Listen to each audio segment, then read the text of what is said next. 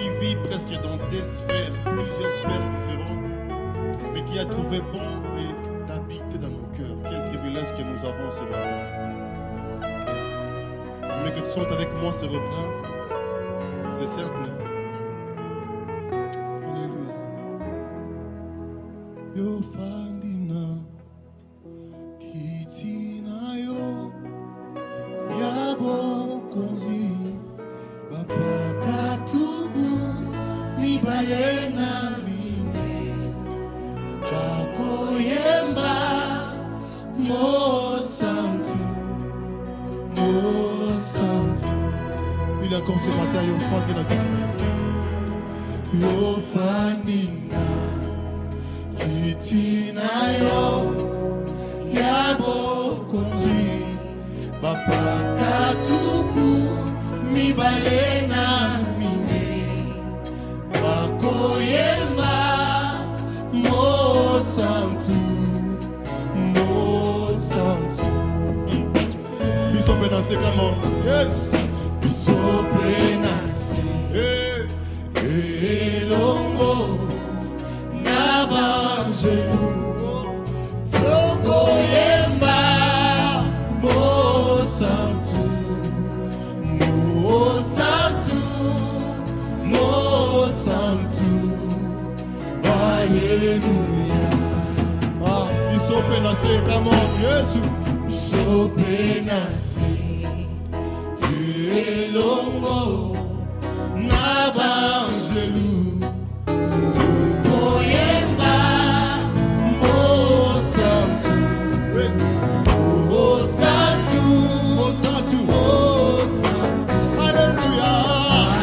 Yango nangumbami Yesu nangumbami yawe libasana.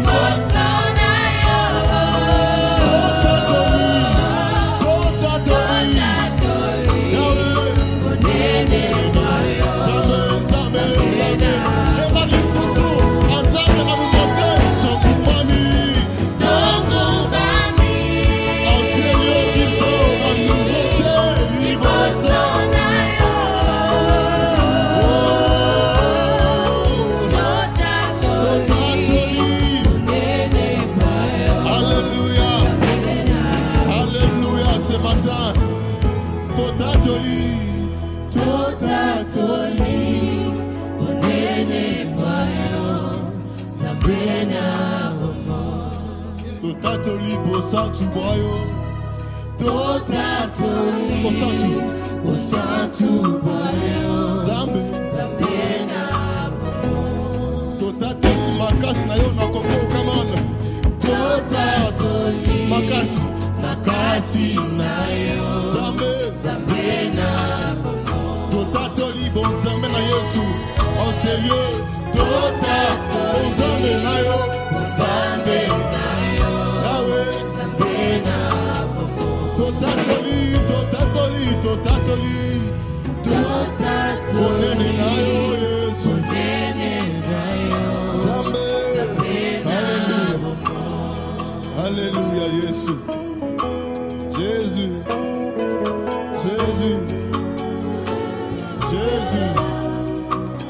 et ma bocha de rebosa, et plazuke rebo bade, zadrebo masata là-bas.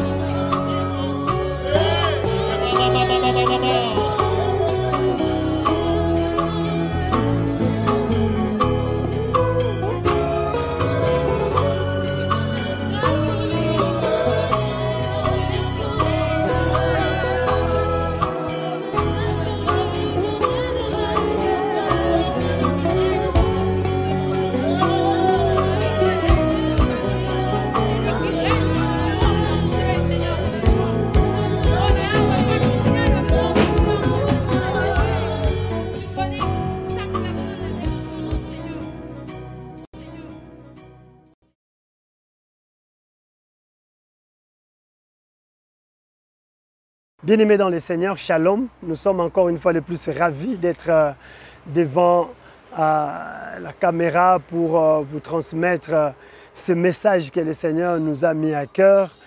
Je suis sûr que vous êtes devant vos écrans, certains sont devant leurs tablettes, les autres devant leur téléphone pour recevoir ce message.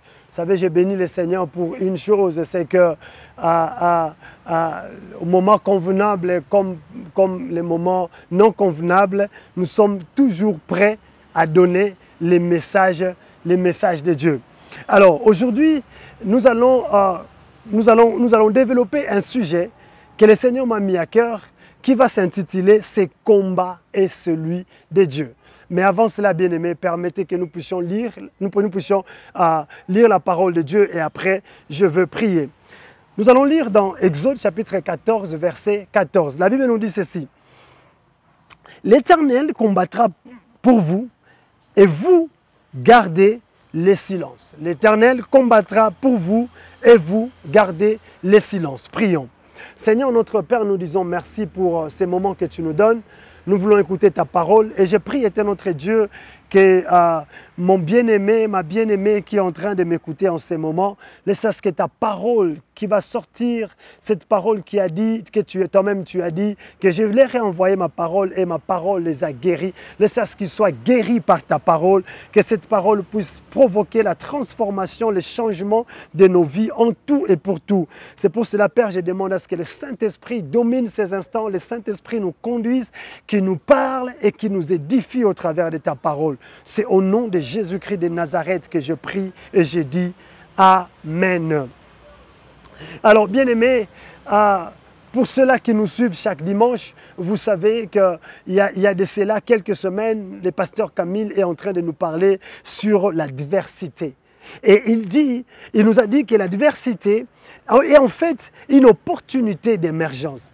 Donc, pour les gens qui veulent émerger, Dieu leur donne l'opportunité qu'on appelle la diversité. Et je vais encore une fois de plus vous dire, bien aimé, que la plupart des fois, quand Dieu envoie l'opportunité devant nous, cette opportunité ne prend pas la forme de la gloire. Bien sûr, l'opportunité nous amène vers la gloire, mais cette opportunité ne prend pas la forme de la gloire. Le plus souvent, elle vient sous forme des défis. Alors, et quand on parle de l'adversité, on ne parle pas de quelque chose qu'il faut absolument éviter. Parce que j'ai toujours vu des gens qui disent « je n'aime pas l'adversité, je dois éviter l'adversité ».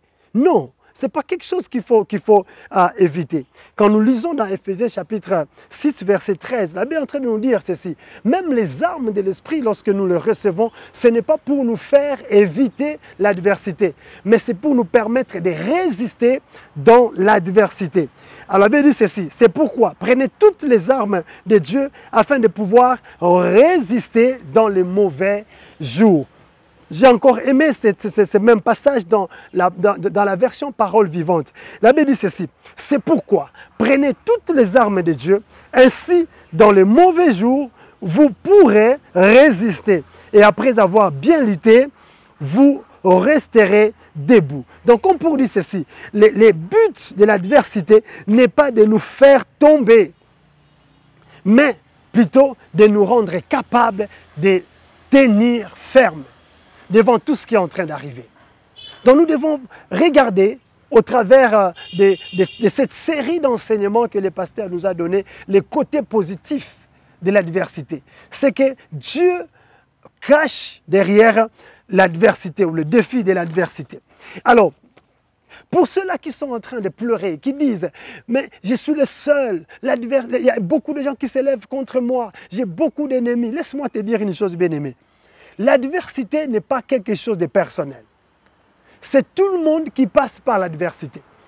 Je dois te dire encore une chose, c'est que même Jésus lui-même, qui était Dieu, qui est Dieu, qui a vécu en tant qu'humain ici sur terre, Jésus a fait face à l'adversité. Luc chapitre 13, verset 17, la Bible nous dit que pendant que Jésus dit cela, ses adversaires sont pleins de honte. Donc il avait aussi des adversaires, des personnes qui à s'opposer à son point de vue, les personnes qui sont posées à lui, qui sont opposées à sa doctrine. Et Jacques, le frère de Jésus, dans Jacques chapitre 1, verset 2, nous dit encore une chose qui me fortifie chaque fois quand je traverse l'adversité, c'est que mes frères, regardez comme un sujet de joie complète, il ne dit pas partiel, il dit un sujet de joie complète des diverses épreuves auxquelles vous faites face ou auxquelles vous êtes exposés. Alors, pour ceux qui écrivent, écrivez ceci. L'adversité a 3 origines. La première origine, ça peut être Dieu lui-même. Dieu, des fois, il peut nous mettre dans l'adversité pour 3 raisons. La première des raisons, il veut nous donner la forme. Lorsque Dieu nous met dans l'adversité, son objectif à lui, c'est de nous donner la forme, c'est de nous tailler, c'est de nous donner la forme qu'il faut. Vous voyez, c'est comme une serrure. Pour que la serrure soit ouverte, il faut une clé. Mais pour que cette clé puisse ouvrir cette serrure, il faut que la clé puisse avoir la forme de cette serrure. Et des fois, bien aimés, pour que Dieu puisse faire de nous des personnes qui ont été appelées à changer une telle situation, Dieu nous forme, nous donne la forme de cette situation. Nous donne la forme de ces défis. Et ces défis vont se présenter comme une adversité, mais en réalité, ce que Dieu est en train de vouloir faire, c'est qu'il veut qu'en apprenant de cette adversité, nous puissions prendre la forme de cette adversité. Deuxième objectif que Dieu poursuit en nous mettant dans l'adversité, c'est de nous amener à notre environnement d'opportunité. Vous savez bien, dans notre environnement d'émergence. Je voulais dire, vous savez bien aimé, c'est qu'il y a des moments où nous restons longtemps dans un endroit qui n'est pas à nous, qui n'est pas un lieu où Dieu attend que nous puissions y émerger. Et pour sortir de là, l'homme a besoin de fois d'une certaine pression, d'une certaine adversité. Si nous prenons l'exemple de Joseph, lui qui avait reçu le rêve de Dieu, le rêve de devenir un dignitaire, le rêve d'être élevé par Dieu. Joseph ne pouvait jamais quitter le confort de chez son père aussi longtemps que l'adversité ne s'était pas élevée. Parce qu'il était bien chez son père. Il a fallu que Dieu élève l'adversité pour que Joseph apprenne que Dieu l'attend ailleurs. Deuxième des sources d'adversité, c'est soi-même. Il arrive des moments où nous-mêmes nous devenons la source de l'adversité. Et ici, bien aimé, je suis en train de dire à quelqu'un, si tu te retrouves dans le contexte où tu es toi-même la source de ton adversité, réponds-toi, change ta façon de faire, parce que Dieu ne sera pas avec toi dans un problème que toi-même tu as créé. Tu as besoin de la main de Dieu, tu as besoin de quitter là où tu es et rentrer dans les plans de Dieu. Et le plus souvent, nous créons l'adversité autour de nous au travers de notre propre comportement, au travers de nos actions. Mais des fois aussi, notre légèreté peut faire en sorte que les gens deviennent hostiles. Les milliers dans lesquels nous nous retrouvons deviennent hostiles pour nous. Troisième origine, c'est les autres. Les autres peuvent devenir aussi une source de l'adversité, seulement par eux-mêmes. Et laisse-moi te dire, si ton adversité vient par la méchanceté des autres, ton Dieu est là pour te défendre. Et c'est de cela que je vais parler. Ce matin, je vais parler de quelque chose, d'une adversité qui t'est arrivée et tu ne sais pas d'où est-ce que cela est arrivé. Pourquoi est-ce que cela t'arrive? Lorsque tu examines ta vie, tu vois que tu es innocent dans cette histoire. Bien-aimé, lorsque tu te retrouves devant une telle situation, dis-toi ceci, ce combat est celui de Dieu. Ce combat, c'est pour Dieu. Parce que Dieu est là pour nous défendre. Dieu est là pour nous aider. Les enfants d'Israël se retrouvent devant une situation compliquée, là où nous avons lu dans Exode chapitre 14. Ils ont quitté Égypte parce que Dieu a voulu qu'ils quittent Égypte. Ils sont en train d'aller vers la terre promise, là où Dieu a préparé la terre pour eux. Ils se retrouvent en plein milieu de chemin, en plein milieu de leur parcours. La Bible nous dit ceci. Donc les enfants d'Israël sont en train de quitter Égypte et ils sont en train d'aller vers la terre promise. Ils se retrouvent devant la mer Rouge. En fait, ils étaient en train de vouloir entrer dans notre phase. Mais qu'est-ce qui se passe? Il y a une certaine adversité. Et ils se sont retrouvés devant trois adversités. La première adversité, c'était la mer Rouge. Comment franchir? Ce n'est pas un problème qu'eux-mêmes ont créé. C'est un problème que la nature vient de créer. Devant la mer Rouge, qu'est-ce qu'il faut faire? La deuxième adversité auquel ils se sont retrouvés au même moment, c'était le désert. On ne peut pas aller dans les déserts. Personne ne connaît les chemins de désert. On ne sait pas là où on va se retrouver en partant par les déserts. Et troisièmement, c'était les Égyptiens. Ils ont appris que les Égyptiens sont en train de venir derrière nous. Bien aimé, c'est à ce moment-là que Dieu est venu vers Israël pour dire ceci. Je combattrai pour vous. Et vous, gardez le silence. Bien aimé, je vais dire à quelqu'un qui est en train de traverser cette adversité, où tu te dis, je ne sais pas pourquoi est-ce que je suis en train de traverser toutes ces choses. Je peux aussi dire, si nous prenons l'adversaire quand même de notre moment actuel, le coronavirus, on se pose la question, qu'est-ce que nous avons fait?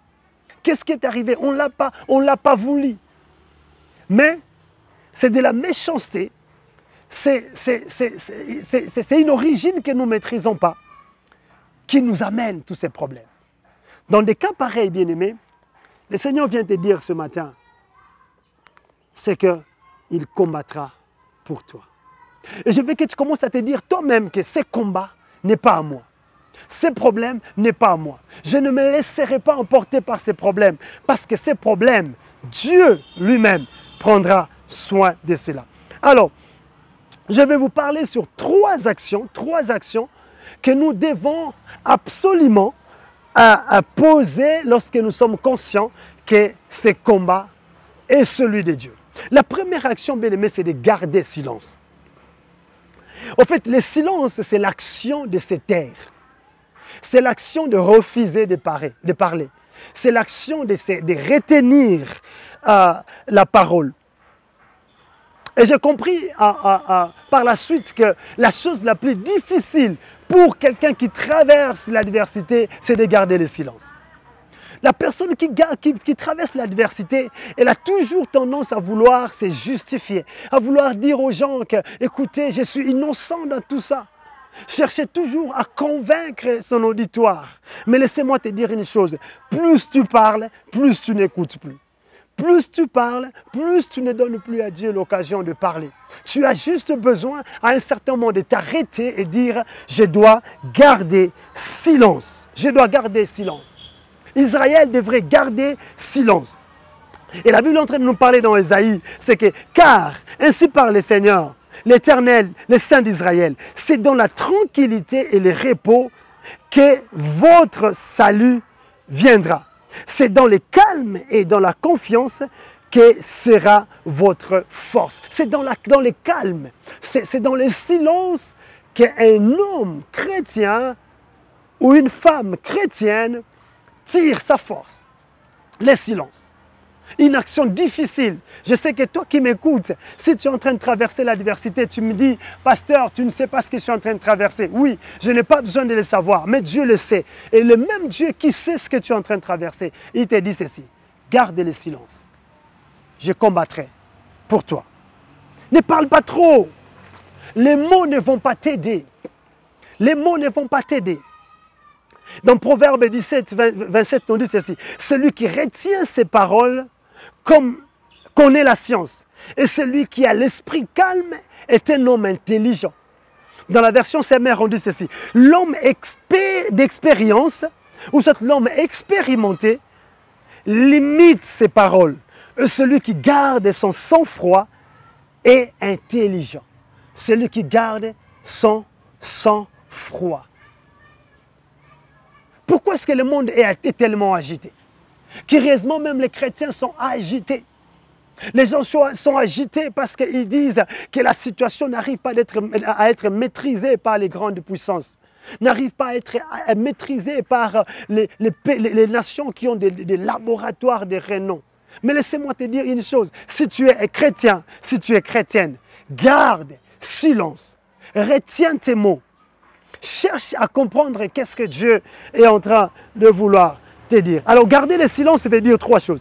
La première des choses, bien aimé, c'est que je sais que Dieu est au contrôle. Quand tu gardes le silence, tu dis à Dieu, Seigneur, je suis tellement convaincu que tu es au contrôle de cette situation. Deuxième chose, c'est que, Seigneur, je crois à ta toute-puissance. Je crois que lorsque les gens sont limités, toi, tu es illimité. Je crois que lorsque les gens ne peuvent plus, toi, tu peux. Je crois que lorsque les gens tremblent, toi, tu ne trembles pas. La Bible nous dit, c'est toi qui as fermé nos muscles. C'est toi qui as fermé nos mains lorsque nous sommes languissants. Le Seigneur est celui qui nous a fermés. Bien-aimé, par le silence, tu prouves à Dieu que tu crois à sa toute-puissance. La troisième des choses, c'est que tu dis à Dieu, Seigneur, je suis patient jusqu'à ce que tu agisses. Je suis patient jusqu'à ce que tu agisses. Je suis patient. Beaucoup de gens n'aiment pas patienter. Ils aiment que Dieu fasse aussitôt qu'il parle. Non, Dieu ne fera pas aussitôt qu'il parle. Ou soit aussitôt que nous parlons. Dieu fera chaque chose à son temps. Et le temps, c'est un ingrédient nécessaire pour ceux qui croient au Seigneur. Alors, la deuxième action qu'il faut poser, bien-aimé, il faut utiliser les armes de Dieu. Aller chercher les armes de Dieu pour les combats. Ne te bats jamais les combats de Dieu. N'entre jamais dans les combats de Dieu avec tes propres armes. Parce que les armes de Dieu sont différentes de nos armes. Dans 1 Samuel chapitre 17, 45, on nous parle de l'histoire de David. Lorsque David est entré sur le champ de bataille, il s'est retrouvé avec l'homme géant, Goliath, le Philistin. Et David l'a vu avec son épée, avec les javelots, avec la lance. Et David l'a regardé droit dans les yeux. Il dit ceci, tu marches contre moi avec l'épée, la lance et les javelots. Et moi, je marche contre toi au nom de l'Éternel des armées. Lorsque nous rentrons dans le chapitre 13, de 1 Samuel, nous allons retrouver une histoire où on est en train de dire comment est-ce que les enfants d'Israël étaient devenus vulnérables par rapport aux Philistins. Les Philistins sont arrivés à empêcher les enfants d'Israël à fabriquer les armes. Ils ont dit empêchons-les de fabriquer les épées, empêchons-les de fabriquer les lances. Parce que les enfants d'Israël devraient chaque fois se référer aux Philistins pour avoir des armes. Et à l'époque, là, la Bible nous dit qu'il n'y avait que Saül et son fils qui avaient des armes.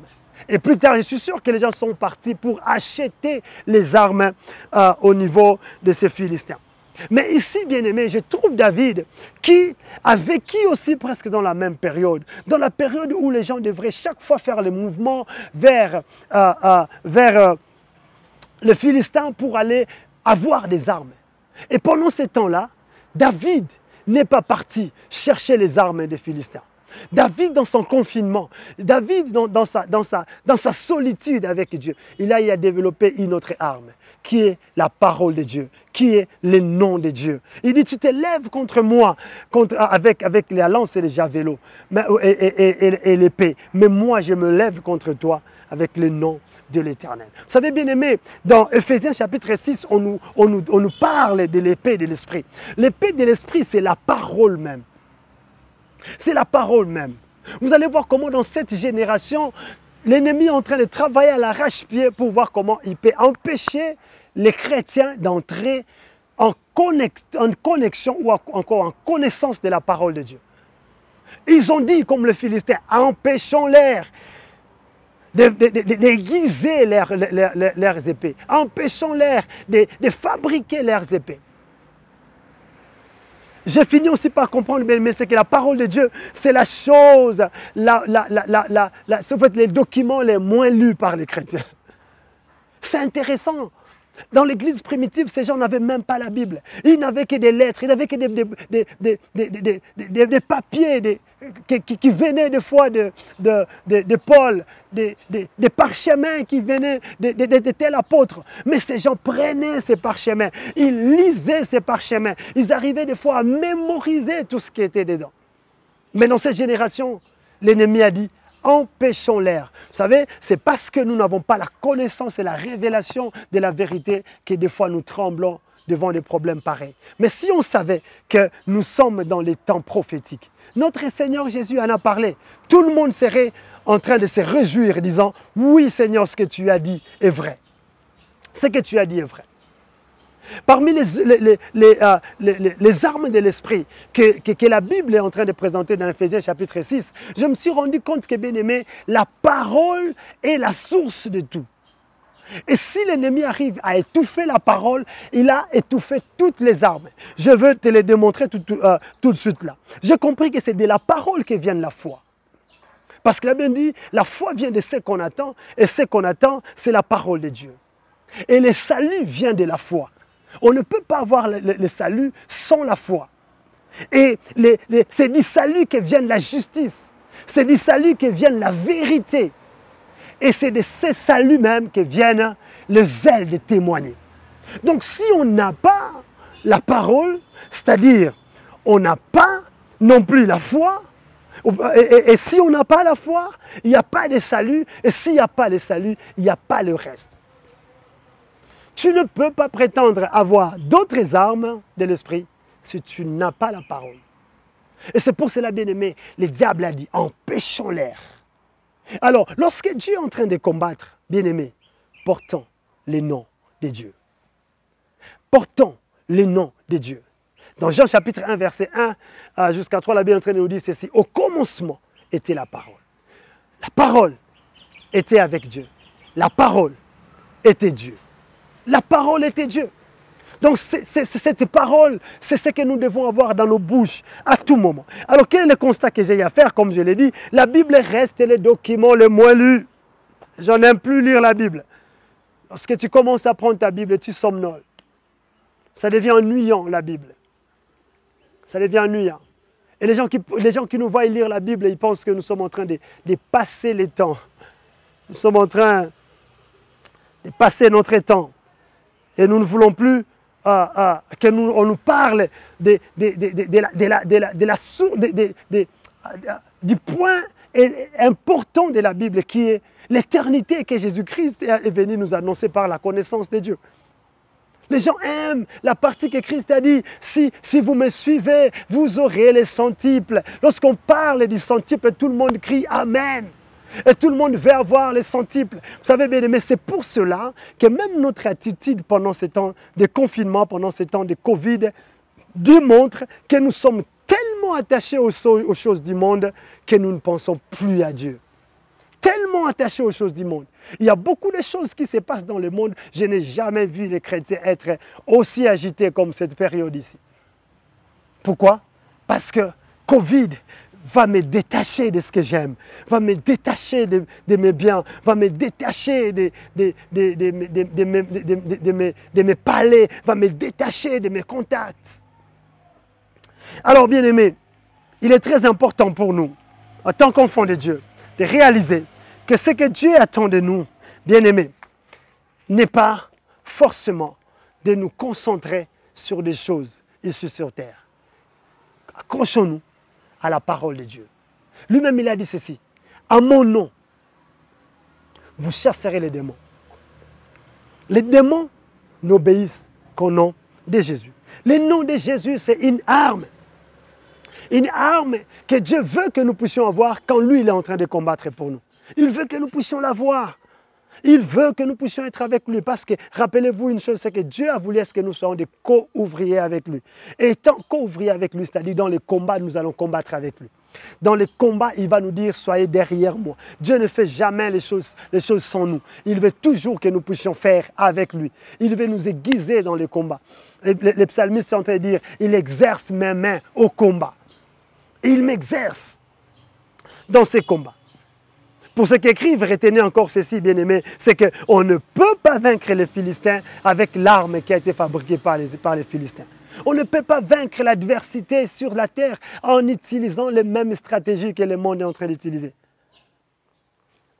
Prends la révélation de David en disant, il y a des moments où je veux utiliser le nom de l'Éternel. Quand David disait à Goliath, moi je viens vers toi, avec le nom de l'Éternel, je suis sûr que Goliath pouvait se poser la question, c'est quoi comme arme Quelle est cette arme qu'on appelle le nom de l'Éternel? Non, le nom de l'Éternel, c'est l'arme que j'ai développée dans le confinement. Le nom de l'Éternel, c'est l'arme que j'ai développée dans ma solitude avec lui. J'ai compris que le nom de l'Éternel m'a donné la capacité de déchirer un lion, m'a donné la capacité de tuer l'ours. Le nom de l'Éternel. Alors, bien aimé, pour terminer, troisième action que nous devons poser, c'est agir selon ce que Dieu t'a dit. Agir selon ce que Dieu t'a dit ou ce que Dieu nous dit. En fait, la meilleure façon de servir Dieu, c'est le servir comme il veut être servi. Pas comme tu veux le servir. Vous savez, souvent nous commettons des erreurs, nous commettons des fautes dans notre vie avec le Seigneur parce que nous pensons que nous allons servir Dieu comme nous le sentons bien, comme nous nous sentons à l'aise.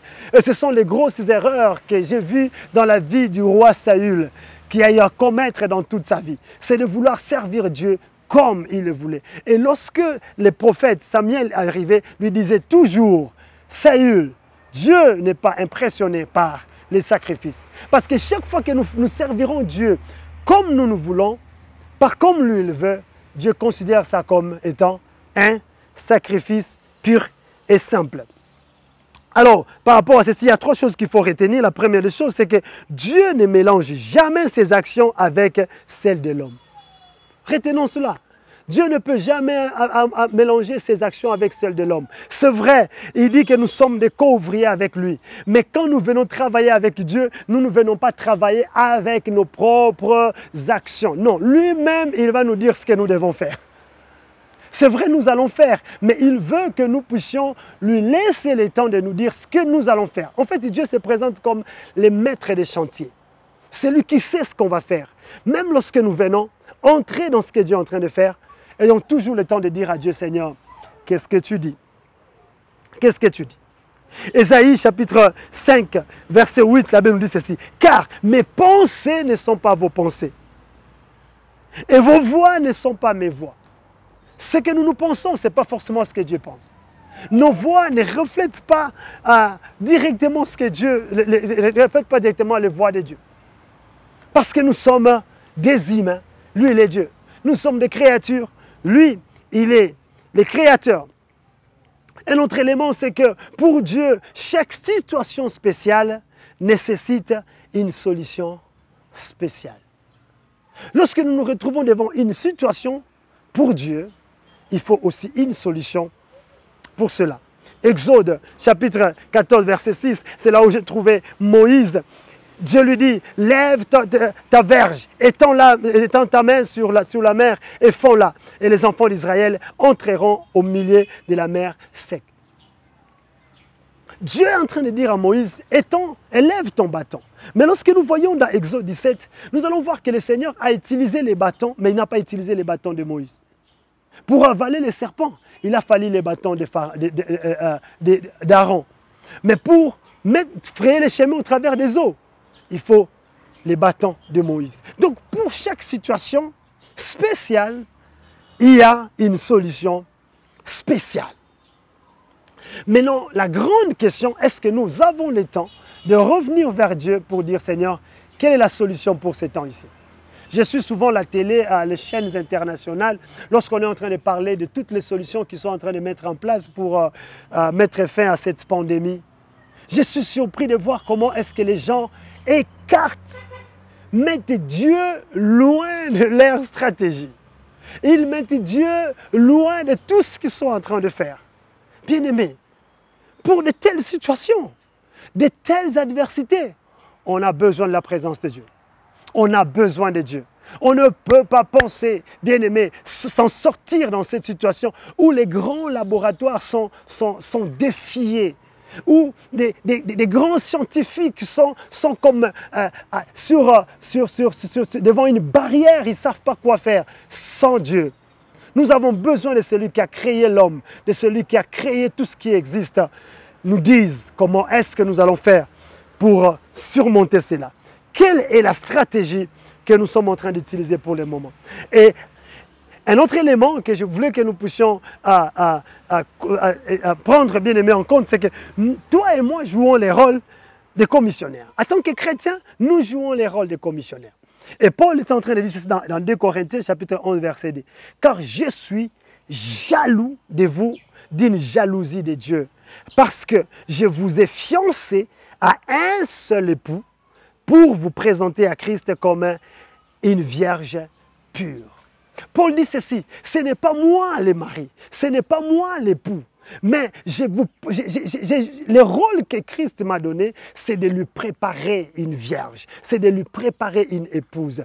Cette épouse, c'est qui? C'est toute personne qui a cru au Seigneur, qui représente l'Église. La Bible parle de l'Église comme étant l'épouse de Jésus.